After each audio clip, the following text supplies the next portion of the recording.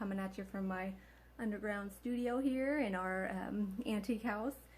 Anyway, I'm going to take a break from sewing and just wanted to pop on here and make a little video because I've been getting quite a few messages lately, and I've gotten messages throughout the year from some of you guys on Instagram, Facebook, just people curious about how I started my business, Red Dolly Swimwear, and how I run it, how I keep things going, and everything like that. Some of you who followed along know that we've moved a few times throughout the year, and there's always been reasons behind that. So anyway, to try to make a long story short, I grew up in Southern California. My goal was to be a fashion designer.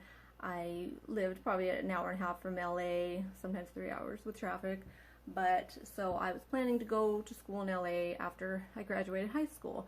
Anyway, about 2 weeks before the end of high school, I found out I was pregnant with my son, and I still pursued my goal of going to fashion school, and I got my degree. But just throughout that time in school, I realized that I didn't want to leave my son. I didn't want to go work in the city and pursue that kind of career, I guess. So I found other ways of doing it. I got a job as a bridal seamstress for a local bridal boutique, and I worked there, and then on the side I would make little bags and things for shops, and then I would sell at markets, you know, kind of flea markets, downtown street fair kind of things, and just vend and do whatever I could to make extra money, to make ends meet. Also during that time, while I was a seamstress, I would experiment with my own design, so I thought I would be a dress designer. I was always into the more alternative fashion, I guess, kind of punk rock in my high school years, and I was into the 80s new wave kind of funky style. So I would make kind of one-of-a-kind dresses and things like that. I put them on eBay at the time, and they would, you know, people would bid on them and they go up a little bit. So I made, you know, enough, but nothing really caught on until one day I made a swimsuit. I wanted a swimsuit for myself, and I've always been a fan of vintage clothing from the 40s to the 80s, and I had some vintage suits, but they were just, you know, the elastics falling apart and things like that. It's just not great condition. So I kind of took an old suit and I redesigned it with some modern fabrics, polka dot, red and white polka dot. One piece was my first suit I made, and at the time, that was when Etsy was just starting. So I put one on Etsy, and right away I was getting orders for it. I made everything to order at the time. So that was in the end of 2007.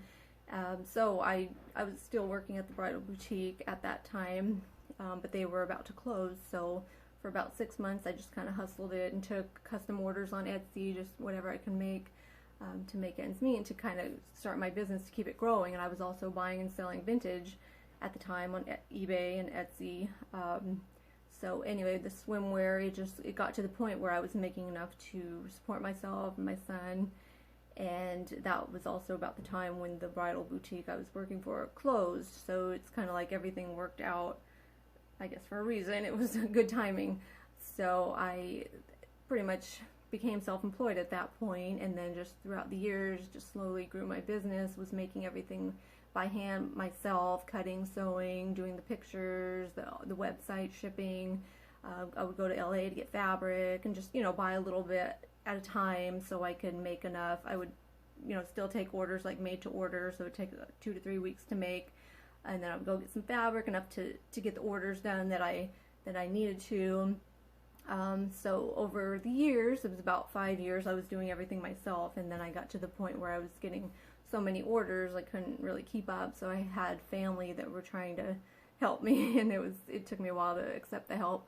But once I did, I was able to grow the business and expand, to get out there more and try to take wholesale orders, do trade shows. And once I did that, that was when I got bigger companies approaching my brand, and then getting wholesale orders, which helped expand and grow the business. So I was able to get to the point where I could hire a factory to make some of the suits, and then we were still making some in my home studio in California.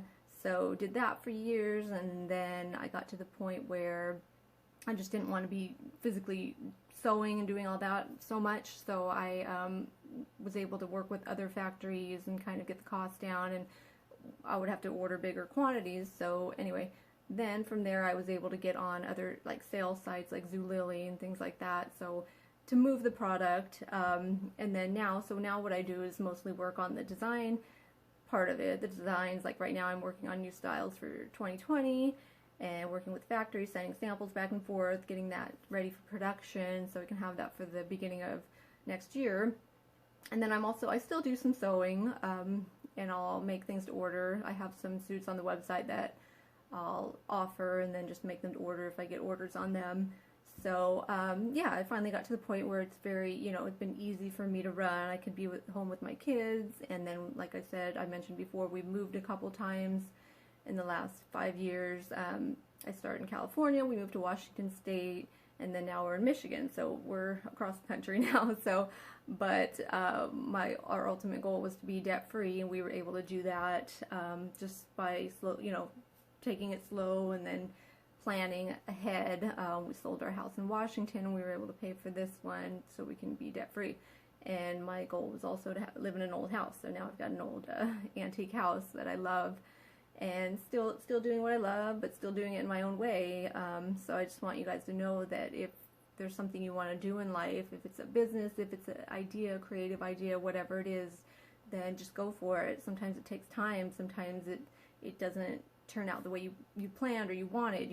I didn't become this big designer that I thought I would be in the beginning, but I actually ended up doing something I love even more. I get to design, but I get to be in control. I get to have all the creative freedom.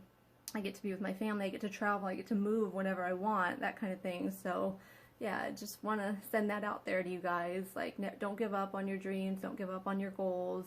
Sometimes it's going to happen in a different way, but be open to it and be open to the process. So wish you guys all the luck, and just get out there and do what you love.